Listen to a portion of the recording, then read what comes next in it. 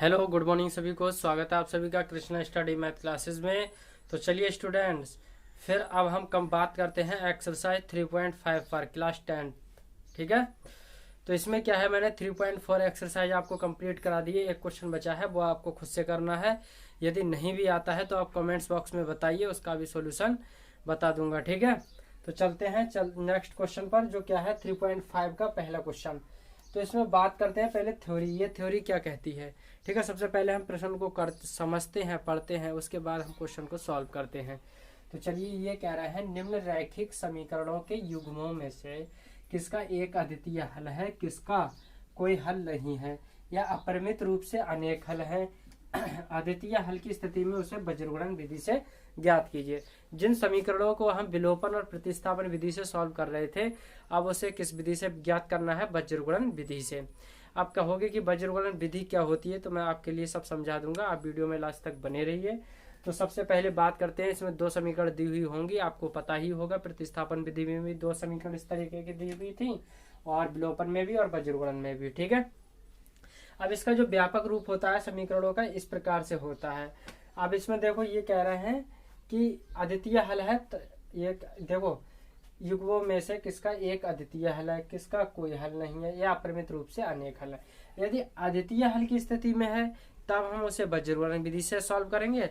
अन्यथा कुछ और आता है, जैसे अपरिमित रूप से अनेक हल हैं, ठीक है, या कोई हल नहीं है, तो हम उसे बज्रगुणन विधि से हल नहीं करेंगे। ठीक है, अद्वितीय हल अब किस प्रकार से होता है। अब हम यहाँ से a1/a2 का मान निकालते हैं। ठीक है, तो नॉट इक्वल टू b1/b2। यदि ये बराबर नहीं आता है तो ये अद्वितीय हल है। ठीक है, बाकी मैंने पिछली वीडियो में मैंने आपके लिए बता रखा है डिटेल से। आप पिछली वीडियो में प्रश्नावली 3.1 से देख सकते हैं। ठीक है, तो आपको कोई डाउट नहीं होगा। तो चलते हैं, यहाँ से समझते हैं। यहाँ भी मैं दोबारा रिपीट कर रहा हूँ। ओके, तो देखो, a1/a2 not equal to b1/b2 आता है। अब वो किस प्रकार से आता है अभी मैं बताऊंगा और विस्तार से। तो यहाँ देखिए, इस तरीके से आता है, तो अद्वितीय हल है। ठीक है, यदि a1/a2 बराबर b1/b2 बराबर c1/c2, इस तरीके से इनके मान निकालेंगे इन समीकरणों से, तो इनके सभी मान क्या हैं, बराबर आते हैं, तो अनेक हल होते हैं। ठीक है, कैसे हल होते हैं, अनेक हल। तो हम इसे बज्रगुणन विधि से नहीं करेंगे। यदि a1/a2 बराबर b1/b2 not equal to c1/c2 ये आता है, तब ये क्या होता है, कोई हल नहीं। क्या कोई हल नहीं, ये आता है यदि। तो समझिए स्टूडेंट्स, यदि इस तरीके का आ रहा है, हम a1/a2 और b1/b2 के मान निकाल के दिखाएंगे आपको, इसमें कोई दिक्कत नहीं होगी आपके लिए। तो यदि इस प्रकार से आता है, तब हम उसे बज्रगुणन विधि से सॉल्व करेंगे आगे के लिए। अन्यथा ये आता है, ये नियम फॉलो होता है, तो हम कोई हल कोई बज्रगुणन विधि से सॉल्व नहीं करेंगे, क्योंकि हमसे प्रश्न में बोला गया है सबसे पहले। ठीक है, तो चलिए सबसे पहले बात करते हैं x - 3y - 3 = 0। तो यहाँ देखिए a1, अब देखो ये समीकरण 1 है और ये समीकरण 2 है। ठीक है, तो a1 अब x के मल्टीपल में यानी गुणा में कोई संख्या नहीं, तो a1 बराबर 1, b1 बराबर -3, c1 बराबर -3। ये मान लेते हैं y के गुणांक में का, ये x के गुणांक में का, और ये c की जगह। देखो बिल्कुल इस तरीके की समीकरण बन रही है ये, तो इसी तरीके से मान निकालना है। ठीक है, अब इसी प्रकार से हम मान निकालते हैं a2। अब देखो x के गुणांक में कितना है, a2 का मान 3 है, b2, यहाँ देखो b2 की जगह क्या लिखा है, -9, तब b2 की जगह -9 लिखेंगे, c2 की जगह क्या लिखेंगे, -2। अब रख के देखिए, a1/a2 बराबर कितना आ रहा है, 1/3। a1 का मान 1 और a2 का मान 3। ठीक है, b1/b2, तो b1 का मान कितना है, -3, b2 का मान कितना है, -9। ये माइनस से माइनस कैंसिल, 3 × 3 3 3 9, तो इसका मान आ गया 1/3 b1/b2। अब निकालते हैं c1/c2, तो ये क्या आया, -3/-2, ये कैंसिल हो गया, तो ये आ गया c1/c2। बराबर 3/2। तो आपने देखा कि A1/A2 बराबर 1/3, B1/B2 बराबर 1/3, यानी ये वाला नियम फॉलो हो रहा है, ये वाला, क्योंकि C का जो मान है वो डिफरेंस आ रहा है और इन दोनों का मान बराबर आ रहा है। तो इसका क्या है, A1/A2 बराबर B1/B2 not equal to C1/C2।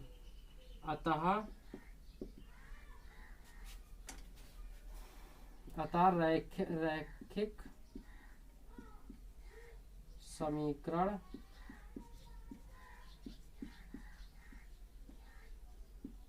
युग्म में कोई हल नहीं है, युग्म का कोई हल नहीं है। बस क्वेश्चन गया हो, क्योंकि हमसे साफ साफ बोला गया है कि एक अद्वितीय हल होगा तभी हम वज्रगुणन विधि से सॉल्व करेंगे। यदि एक अद्वितीय हल नहीं है तब हम उसे वज्रगुणन विधि से सॉल्व नहीं करेंगे। जितना यहाँ तक करना है, ठीक है। तो ये पहला क्वेश्चन आप कॉपी कर लीजिए, बाकी हम चलते हैं इस वीडियो के नेक्स्ट क्वेश्चन पर, ठीक है। चलिए चलते हैं, नेक्स्ट क्वेश्चन क्या है उस पर डिस्कस करते हैं।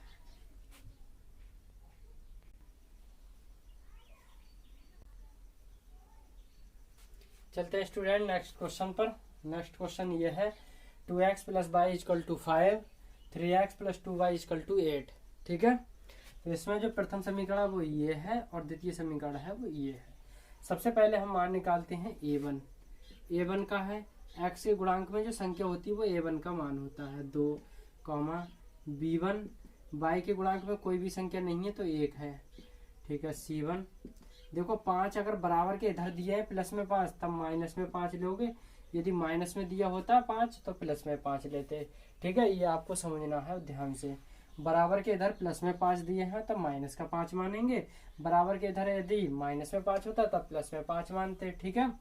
और इधर जो चिन्ह अगर बराबर से इधर संख्या होती तो जो चिन्ह की होती वही मानते, ठीक है। तो यहाँ a2 x के गुणांक में कितना है 3 है, b2 b के गुणांक में कितना है 2 तो ये 2 आ गया। ये c2 के गुणांक में -8, क्योंकि बराबर के इधर है प्लस के 8 तो -8। अब देखिए, अब हम देखते हैं a1/a2, a1 कितना है 3 बटा ये कितना है, सॉरी a1 का मान है 2 और ये a2 का मान 3, b1 का मान 1 और इसका मान कितना है b2 2। तो देखो हमें तो यही पता चल गया कि a1/a2 बराबर not equal to b1/b2, a1/a2 बराबर नहीं है किसके, b1/b2 के। तो हम यही डायरेक्ट कर देंगे। हम देखते हैं, ये लिख दो, हम देखते हैं ये जानते हैं, देखते हैं क्या देखते हैं कि a1/a2 not equal to b1/b2। जब ये स्थिति आती है तो इसका एक अद्वितीय हल है। तो लिख दो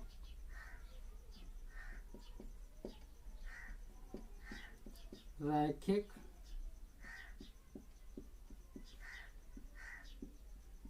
समीकरण युग्म का एक अद्वितीय हल है।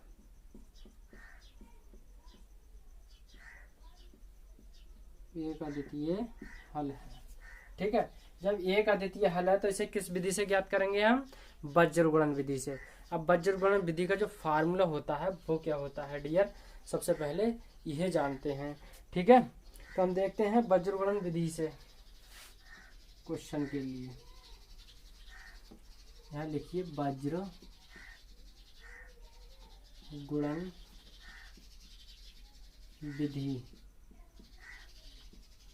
से। वज्रगुणन विधि क्या होती है, वह होती है x बटे b1 c2 minus b2 c1 बराबर माइनस का y बटे क्या लेंगे हम यहाँ a1 c2 minus a2 c1, ठीक है, बराबर यहाँ क्या आ जाएगा 1 बटे a1 A2 माइनस A2B1। अब कहोगे ये तो सर हमें याद भी ना रहेगा, ये इतना लंबा ये मतलब फार्मूला ये कैसे याद कर पाएंगे, तो हम आपके लिए बताते हैं। ठीक है, आपको ये रखना पड़ेगा। देखो बी यहाँ तो x पता ही है, सबसे पहले मैं x बटे, अब बटे में क्या आ रहा है BC AC AB, तो सबसे पहले आ रहा है BC, तो BC और कोड चल रहा है इनका 12 21 12 21 12 21, तो हम समझ जाएंगे कि 12, तो 12 का मतलब सबसे पहले BC आ रहा है, तो B में क्या आ रहा है B1 C2, यानी 12 हो गया, माइनस फिर 21 करना है तो B2 माइनस वो B2 C1।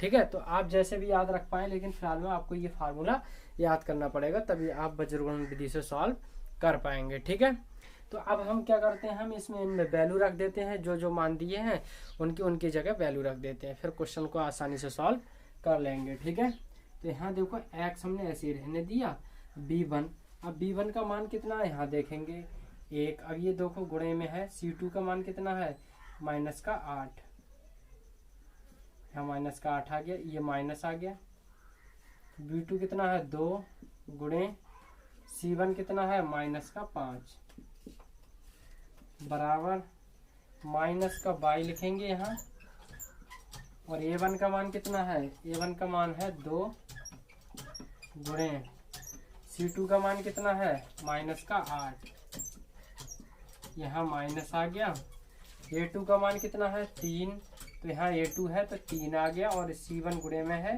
तो C1 की जगह कितना आ गया माइनस का 5 इक्वल टू 1 बटे A1 का मान कितना है 2 गुणे B2 का मान कितना है 2 माइनस A2 का मान कितना है 3 गुणे B1 का मान कितना है 1। ठीक है, क्या इतना समझ पाया? अब देखिए हम क्या करेंगे, x को हमने ऐसे लिखा, अब -8 की गुणा 1 से करेंगे तो -8 ही आएगा।